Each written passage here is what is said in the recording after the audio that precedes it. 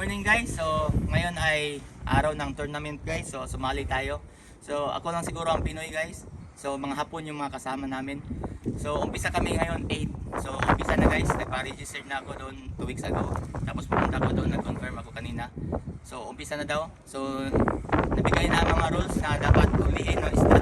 Yung mga black bream, saka yellow bream, anong tawag yun? Yung ibiriday. At saka yung black drummer, yung midgina. Tapos yung hiday. So bream pa rin siya na pamilya guys. So bawal yung banak. So yan ang sabi ng matanda doon. So from 8 to 4 PM. So 8 in the morning to 4 PM. So doon itimbangin yung huli.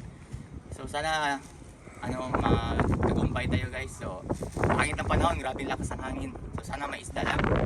Yun lang guys. So stay tuned.